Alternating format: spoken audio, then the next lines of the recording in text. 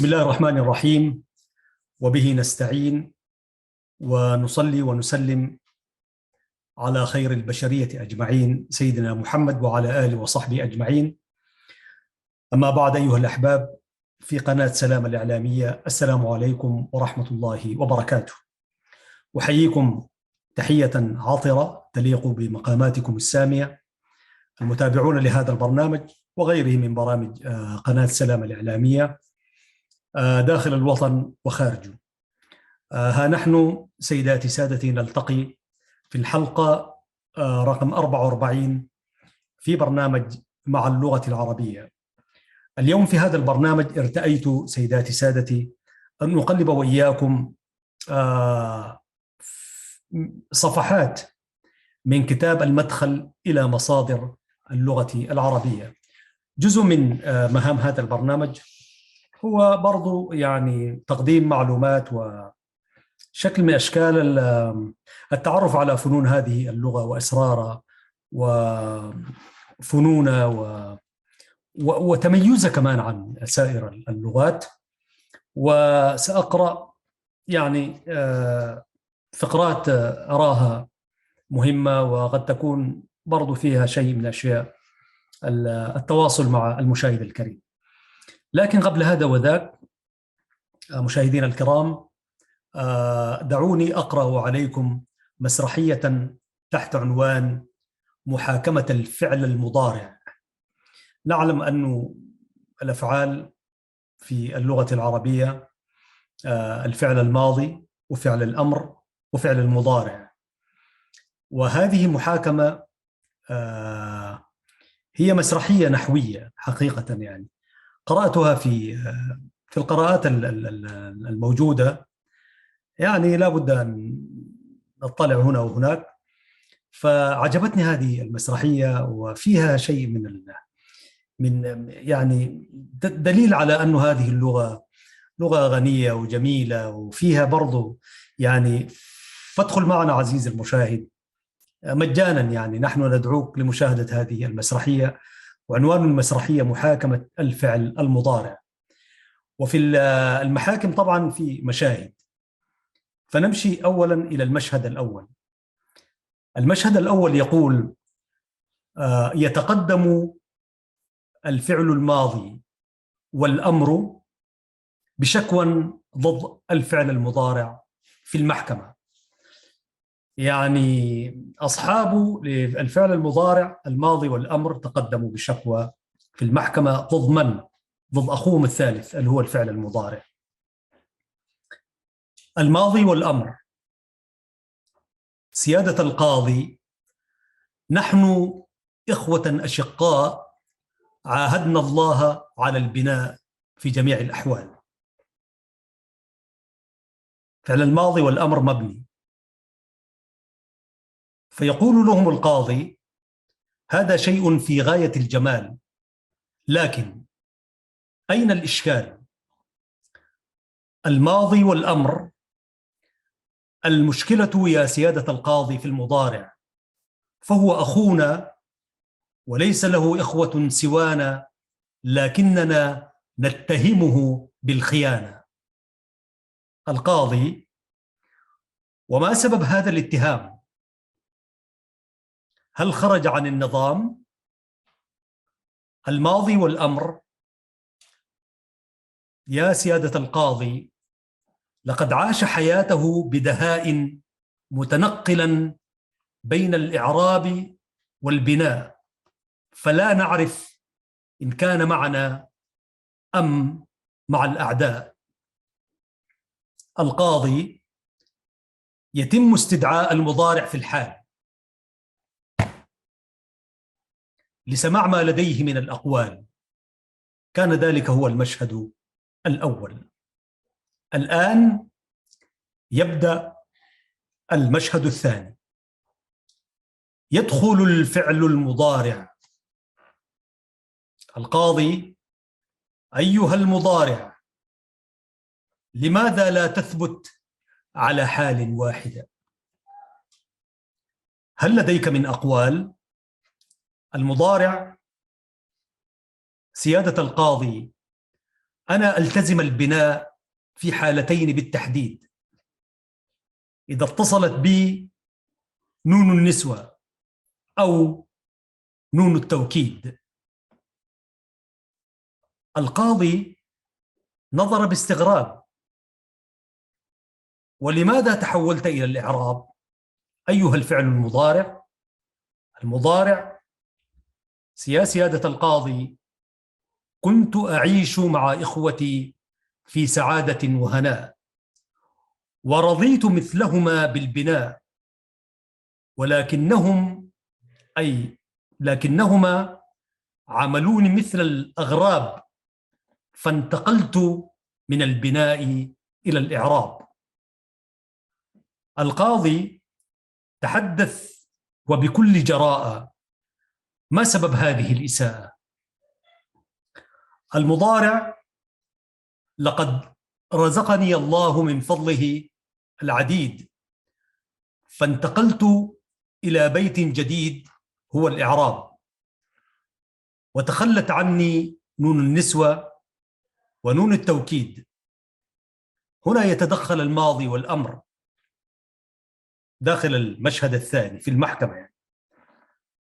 أيها القاضي، هو الذي تركنا وسبب لنا الخراب، بمعنى المضارع، ولم يكتفي بذلك بل تنقل بين الإعراب ما بين الرفع والنصب والجزم حتى أفقدنا الصواب. القاضي: هذه مسألة تحتاج لمناقشة مستقلة لمعرفة السبب والعلة والإتيان بالأدلة والبراهين. هنا ينتهي المشهد الثاني. يبدأ المشهد الأول بحديث القاضي. يقول القاضي: أيها الفعل المضارع، لماذا تنتقل بين الرفع والنصب والجزم؟ لماذا لا تثبت على حال وتتصف بالحزم؟ المضارع يقول: هناك أمور غامضة تحتاج إلى التوضيح، سأخبرك بها إن أعطيتني التصريح أو الإذن. القاضي: أراك تتحدث بلسان فصيح، فقل ما عندك بلا نقد ولا تجريح. المضارع: عندما انتقلت إلى الإعراب تزوجت 3 زوجات. الأولى كانت رقيقة الإحساس، جعلتني مرفوع الرأس بين الناس، لكن لم تنجب لي الأولاد. القاضي: وما قصة الزوجة الثانية؟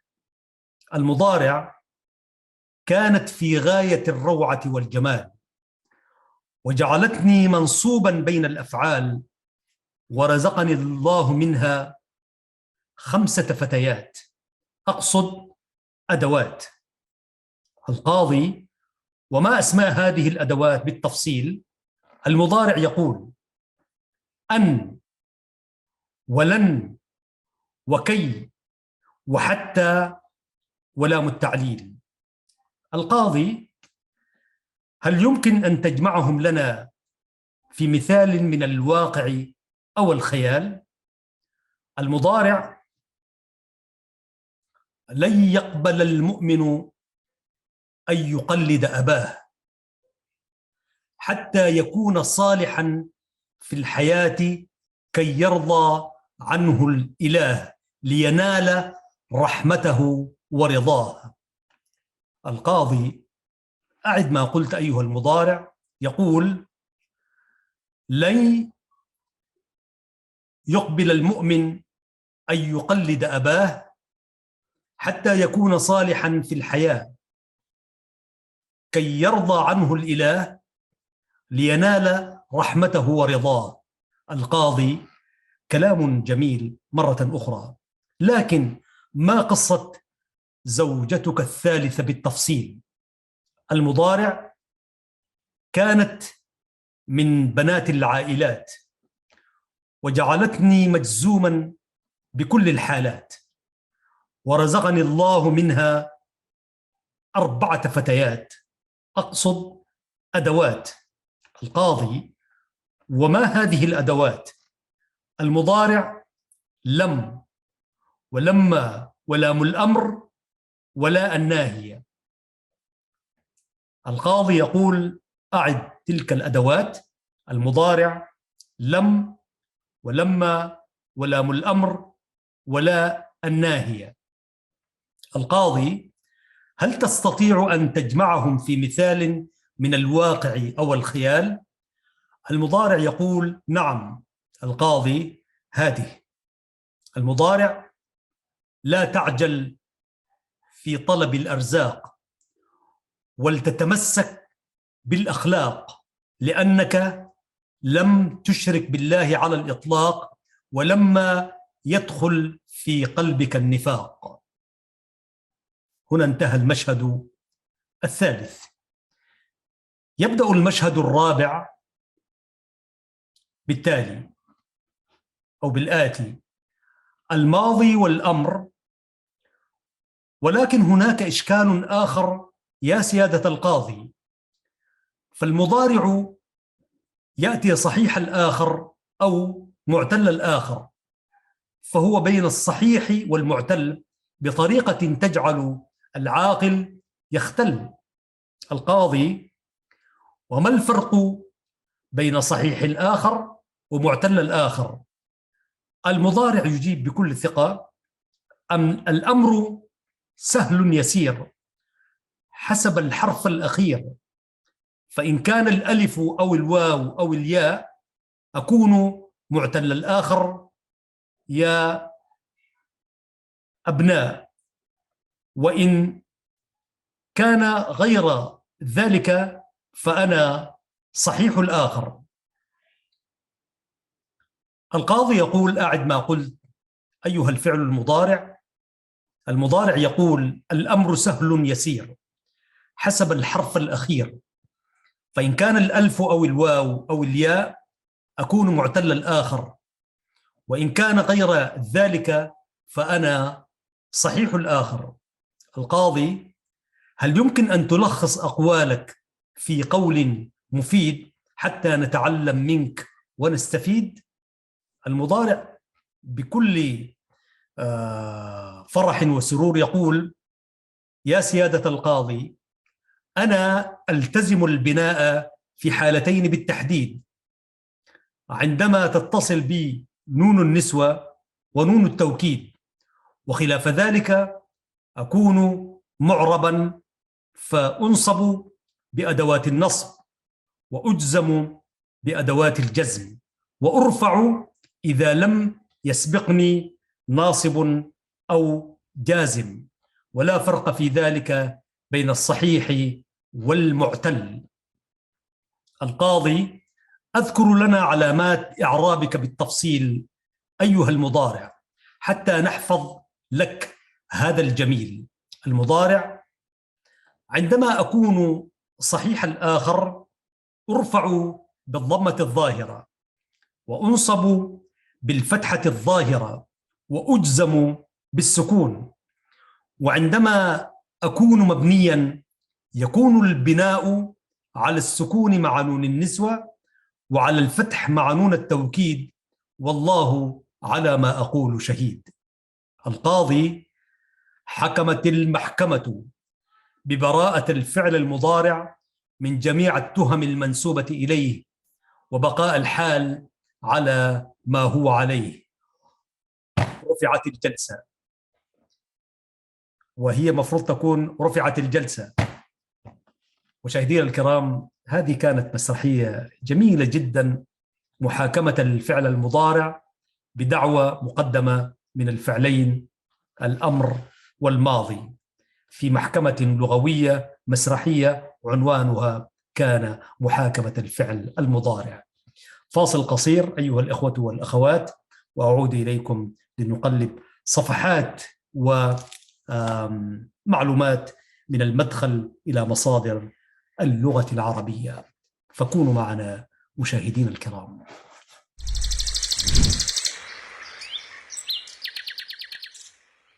وعدنا إليكم والعود أحمد معكم دائما.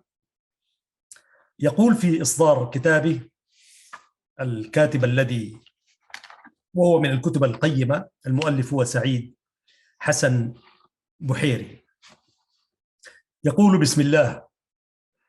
خلق الإنسان علمه البيان، ووهبه التميز والحكمة، وكرمه على سائر خلقه، فأحسن تصويره وحمله الأمانة،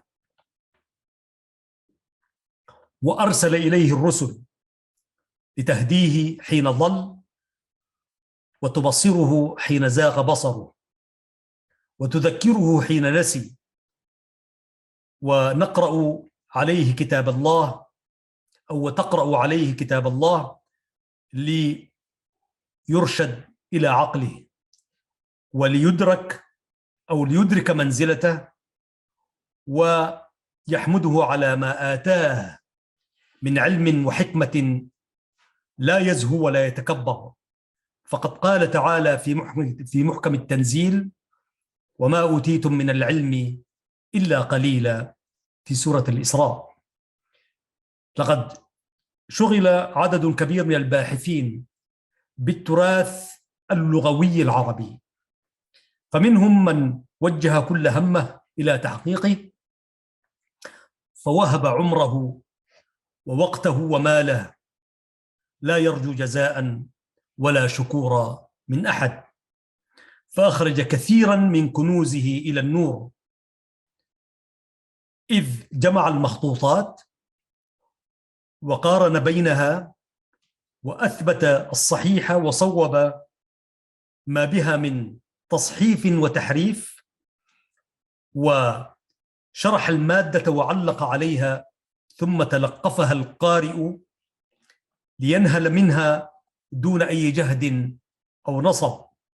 ومنهم من عني ببحث النصوص ودراستها وتحليلها للكثير أو للكشف عن الجوانب المشرقة في هذا التراث، وتتبع نظرات علماء العربية وآراءهم وأفكارهم ومحاولاتهم التي لم تعرف الكلل أو الملل للحفاظ على لغة التنزيل، بجمعها وتدوينها ودرسها. فنشأت علوم التفسير والقراءات والحديث والنحو والشعر والبلاغة وغيرها. والحق يقال إن جهة كل منهما مكمل للآخر، فهذا يحرص كل الحرص على أن يقدم مادة صحيحة سليمة، وذاك يستخرج ما فيها، وكلاهما يصل الماضي بالحاضر. هذه هي اللغة الجميلة التي نتحدث لها وبها وعنها. المشاهدون الكرام، أيضا فاصل قصير وأعود إليكم لنقلب جانبا من هذا الكتاب المهم. هذه قناة سلام الإعلامية وبرنامج مع اللغة العربية.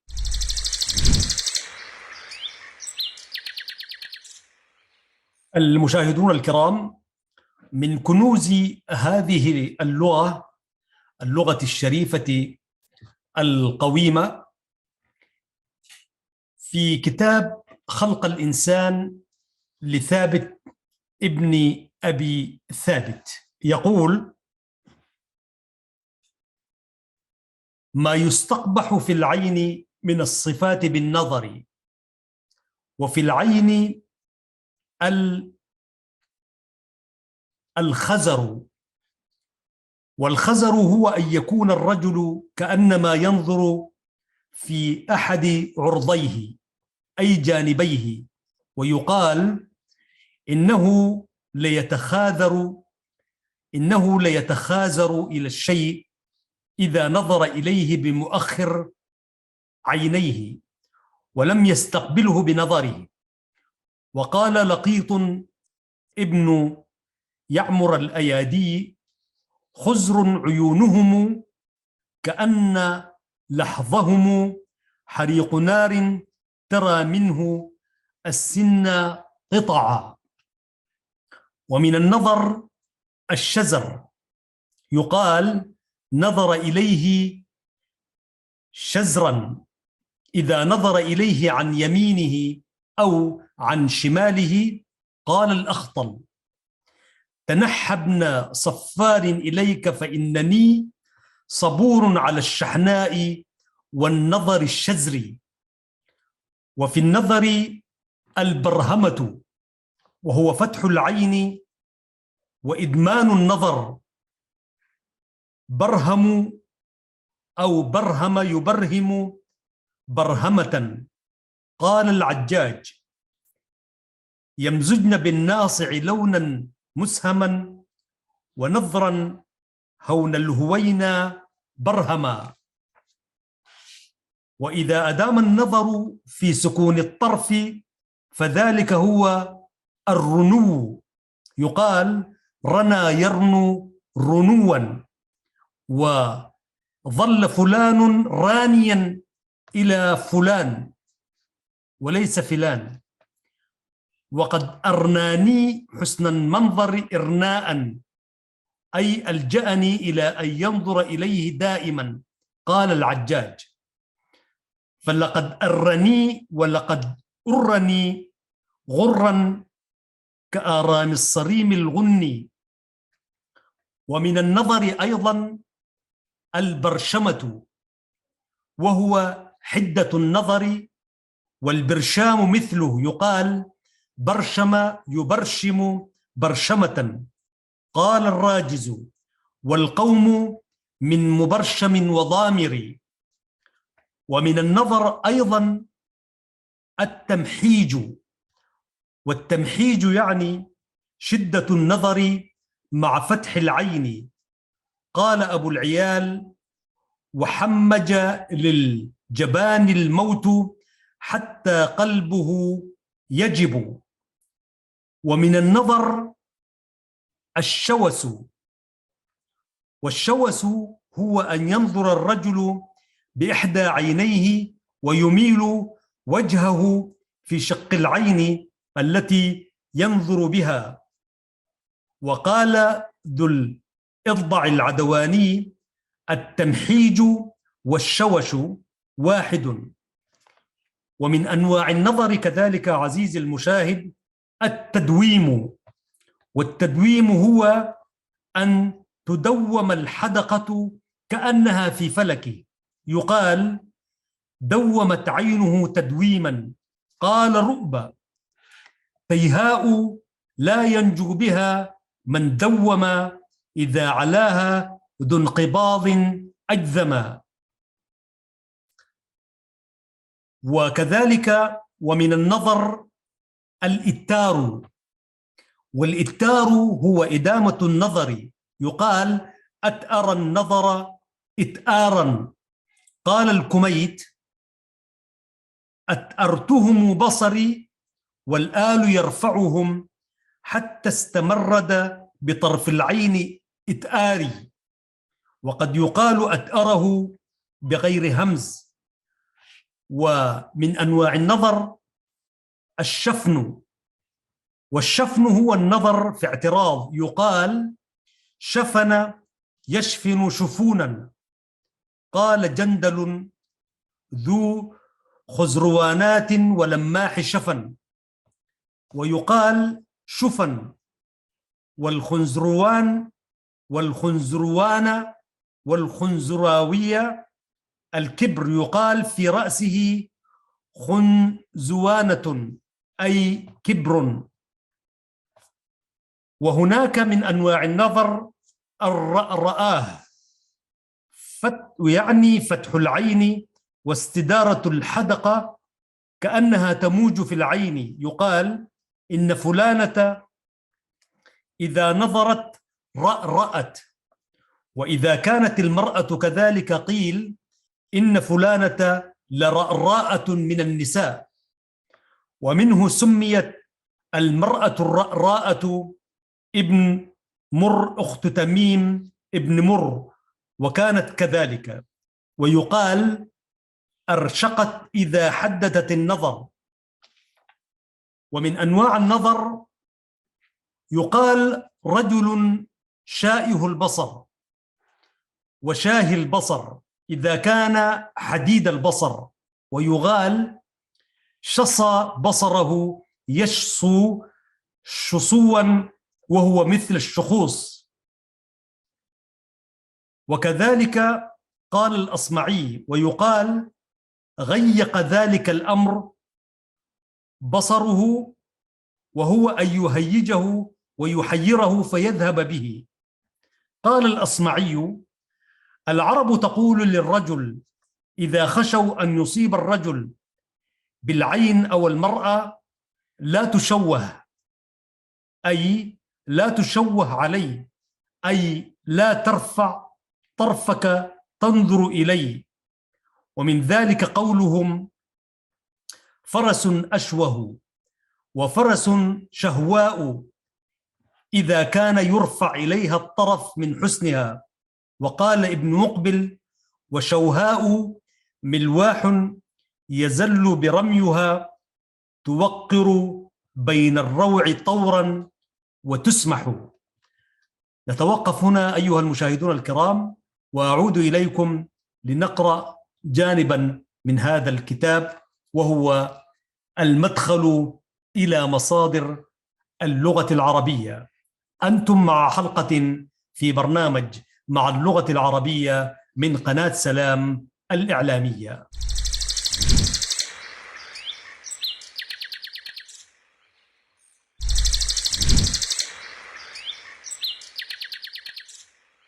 عزيزي المشاهد وعزيزتي المشاهدة، ومن باب الألسنة والكلام نقرأ عليكم ما يلي.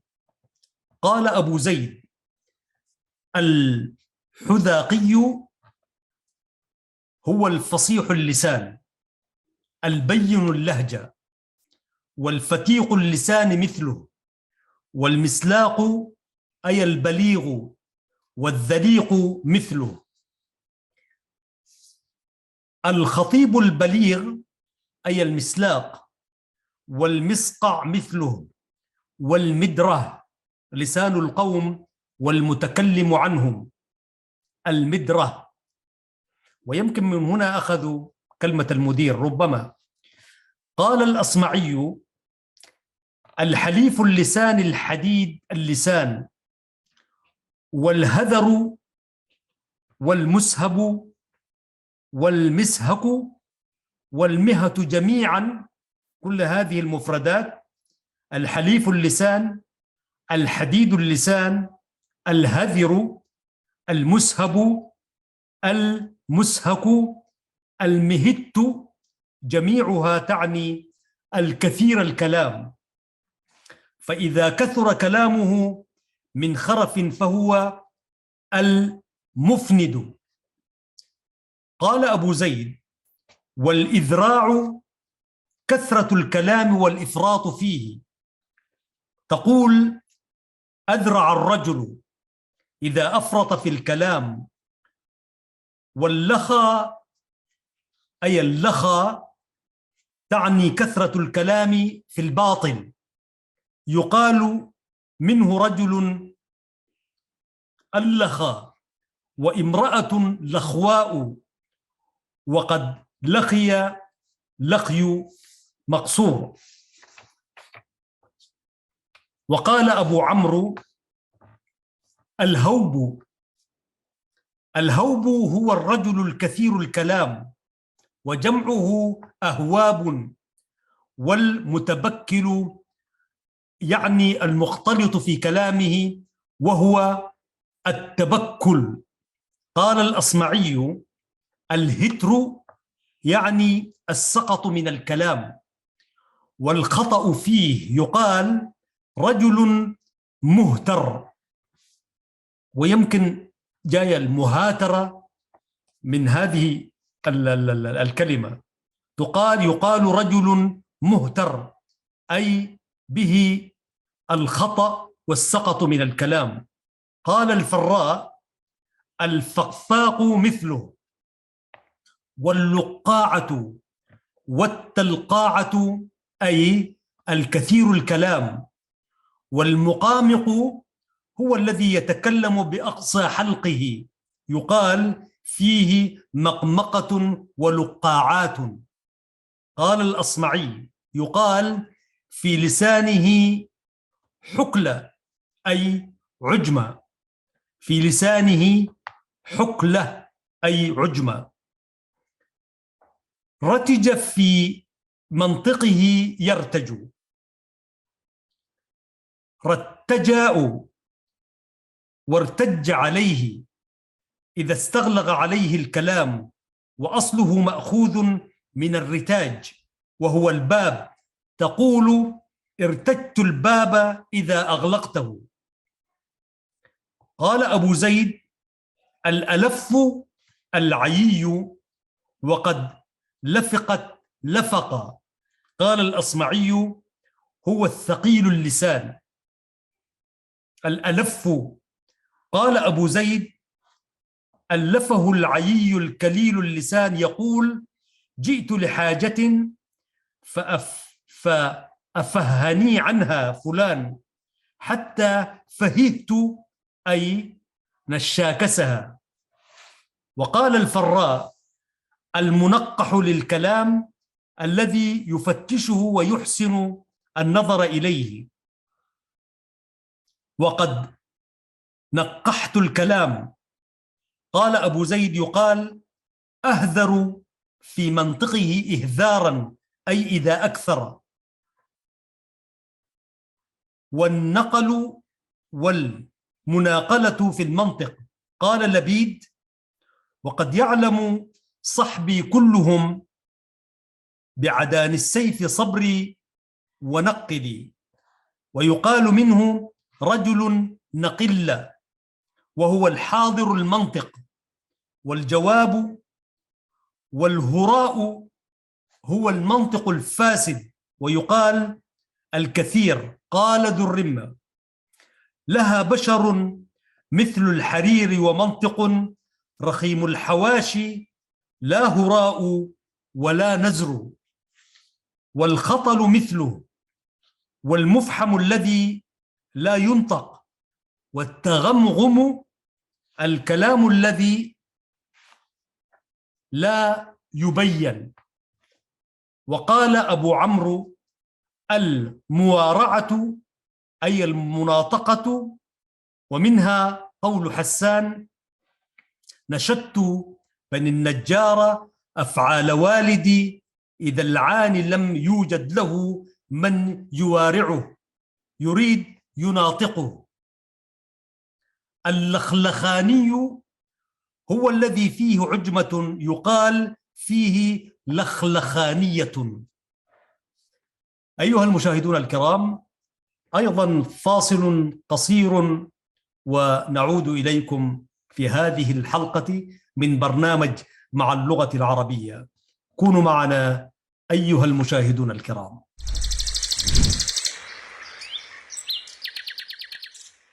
أما في هذا الجزء من هذا البرنامج فيطيب لي أن أقرأ لكم باب ما غيروا حركاته من الأفعال. يقولون يحرث ويهرب، والصواب يحرث ويهرب بالضم. ويقولون كبر المولود يكبر، والصواب يكبر بفتح الباء، يقال كبر الأمر يكبر، وكبر الإنسان وغيره يكبر.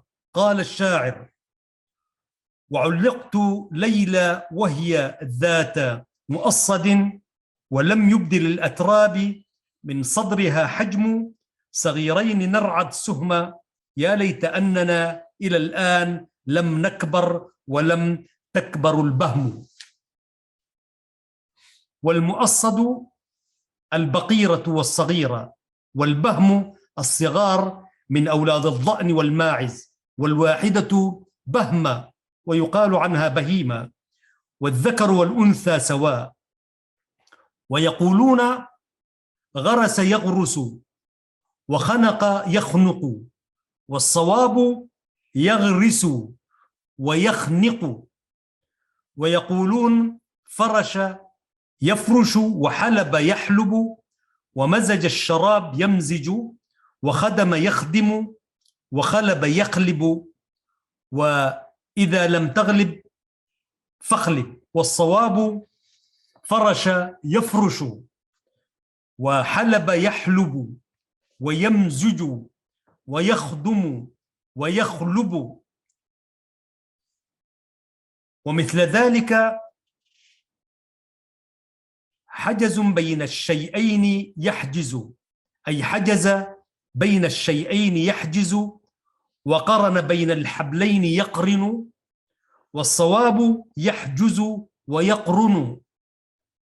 ويقولون عنيت بزيد، وعنيت في حاجتي أعني. والصواب عنيت بضم العين.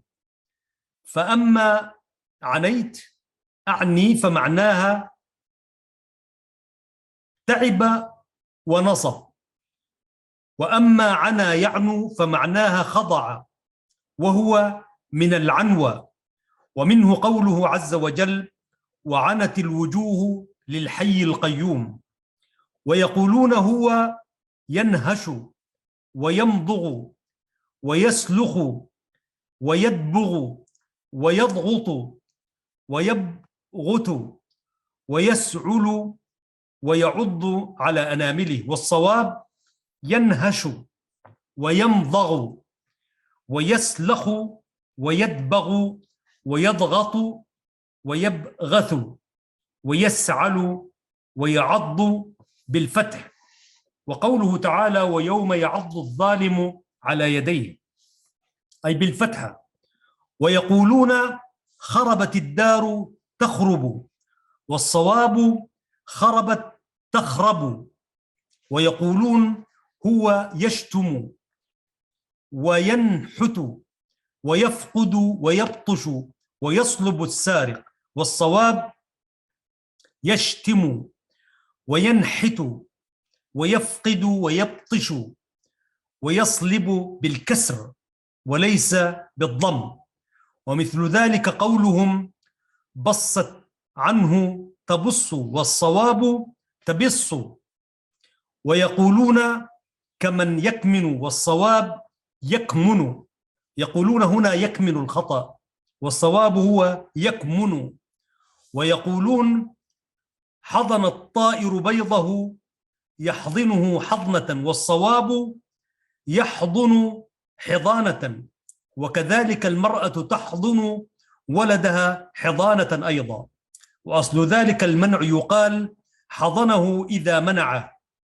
في الحديث: وأراد إخواننا من الأنصار أن يحضنونا أي يمنعونا. ومن كلام ابن مسعود: لا تحضن زينب عن الوصية، أي لا تمنع من النظر فيها، يعني زوجته. ويقولون جمد الماء يجمد، وشردت الدابة تشرد، والصواب جمد يجمد وشرد يشرد بفتح الماضي وضم المستقبل. ومثل جمد يجمد جمس يجمس في الوزن والمعنى. ويقولون هذا الثواب يلبق بك، أو والصواب يلبق بك بفتح الباء، وكذلك اسم الرجل يلبق لا غير. ويقولون ما قربت زيدا، والصواب قربته أي أقربه، وقربت منه أقرب. ويقولون عطس يعطس، والصواب يعطس. ويقولون وجمت من كلامه ونهقت من المرض، وعمد إلى الشيء، وعجزت وشخصت وحرصت بالفتح. والصواب وجمت ونهقت وعمدت وعجزت وشخصت وحرصت بالفتح. يقولون نجب الغلام، والصواب نجب بالضم نجابة. ويقولون فطم الصبي فطم الصبي يفطمه، الصواب يفطمه بالكسر لا غير. ويقولون هو يندم ويعدم، والصواب يندم ويعدم. يقولون طلع يطلع، والصواب طلع يطلع. كذلك عثر يعثر بالضم، ولا يقال يعثر بالفتح. ويقولون يكفيك ما أعطاك، والصواب يكفيك بفتح الباء أو بفتح الياء عفوا. ويقولون غار على أهله يغير، وحار في أمره يحير، الصواب غار يغار ويحار مثل خاف يخاف. فاصل ونعود إليكم أيها المشاهدون والمشاهدات الفضليات.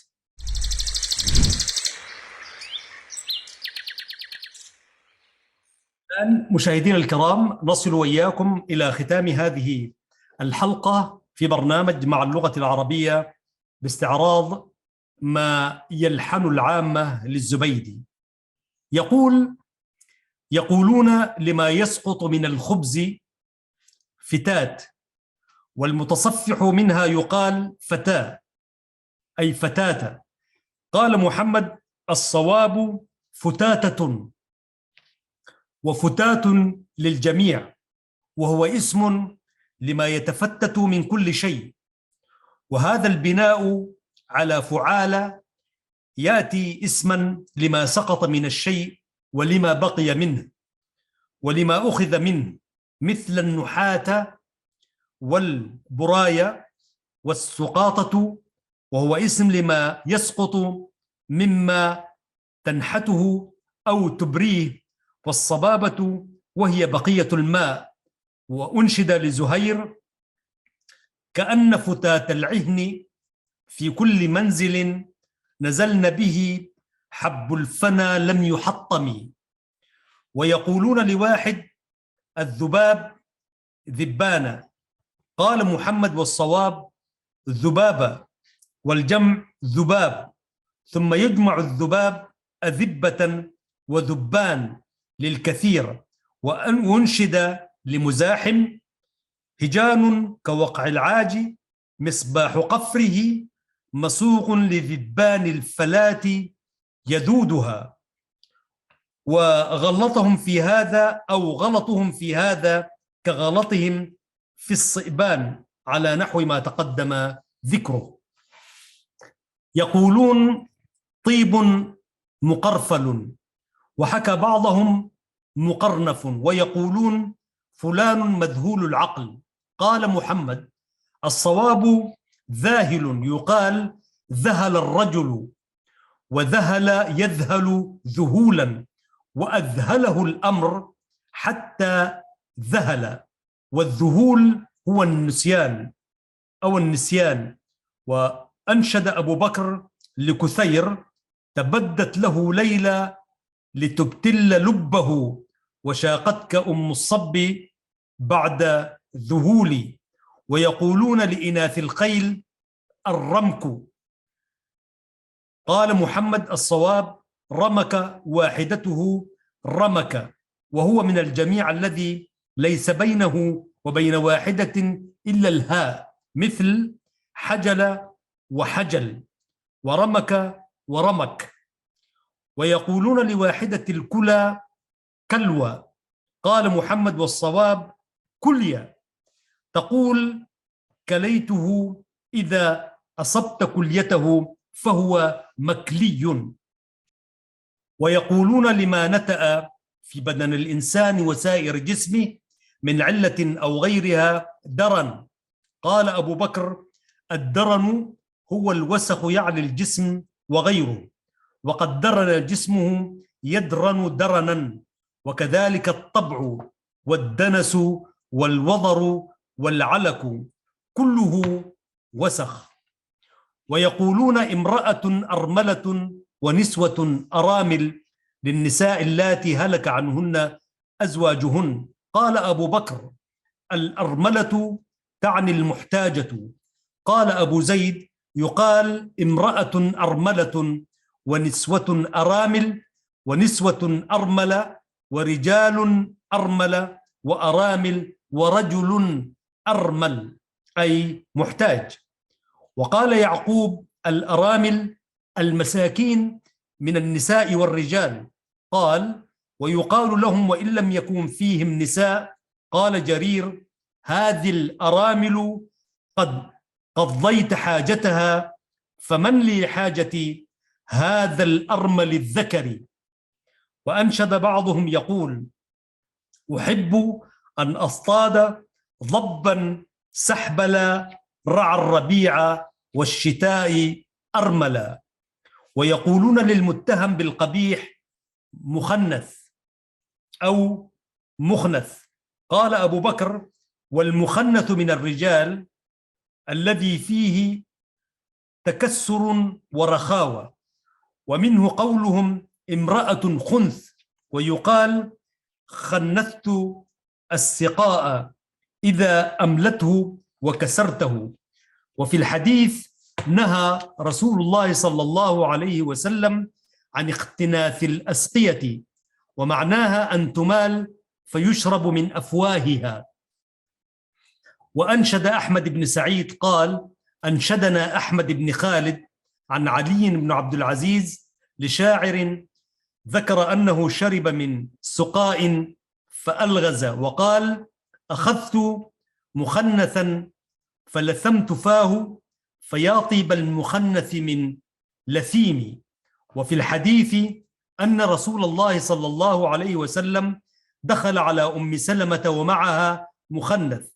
حدثنا قاسم بن أصبع عن محمد بن إسماعيل الترمذي عن الجنيد عن سفيان عن هشام عن عروة عن أبيه عن زينب بنت أم سلمة عن أم سلمة فذكر الحديث. فلو كان على ما يذهب إليه العامة لما دخل على أم سلمة رحمها الله. ويقولون عجزت عن الشيء وإن كان يستطيعه. قال أبو بكر الصواب في هذا كسلت عنه.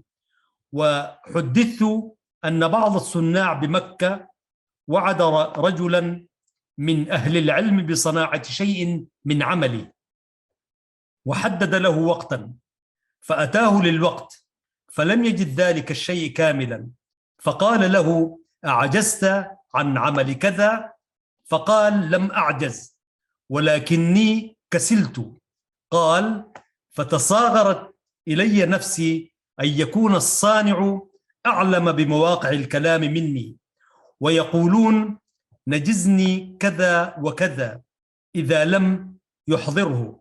قال أبو بكر والصواب أعجزني الشيء يعجزني إذا لم يستطع عمله وقد عجزت عنه أعجز. أما الناجز فهو الحاضر. ومنه قولهم بعته ناجزا بناجز أي حاضر بحاضر. وإنجاز الوعد منه إنما هو إحضاره وقد أنجزت الحاجة ونجزتها إذا قضيتها. وأنت على نجزك أو ونجزها أي على شرف من قضاها. ونجز الشيء إذا انقضى. قال النابغة الذبياني فملك ابن أبي قابوس أضحى وقد نجيز. ويقولون للرزق الذي ينفخ فيه للزق الذي ينفخ فيه الحداد أي الكير. قال أبو بكر والصحيح المعروف أن الكير موقد النار الذي يبينه الحداد ويقال له الكور أيضا. ومما يوقعون على الشيء خاصة وقد شركه فيه غيره. ويقولون الوادي للنهر خاصة. قال أبو بكر الوادي هو كل بطن مطمئن من الأرض وربما استقر فيه الماء والجمع أودية على غير قياس. قال ابن داود أعاشني بعدك واد مقبل آكل من حول ذاته وأنسل. وقال أبو عبيدة والسواذق أي السوذانق الأجدل والقطامي عند العرب الصقر. وأنشد لبيد يقول: إذا مس أسار الصقور صفت له معمقة مما تعتق بابلا. ويقال: صقر للذكر وصقر للأنثى وثلاثة أصقر، وهي الصقار والصقور. ويقولون خمار لما خمرت به المرأة رأسها من شقاق الحرير خاصة. قال أبو بكر: والخمار كلما خمرت به الرأس من ثوب أو ما يشبهه.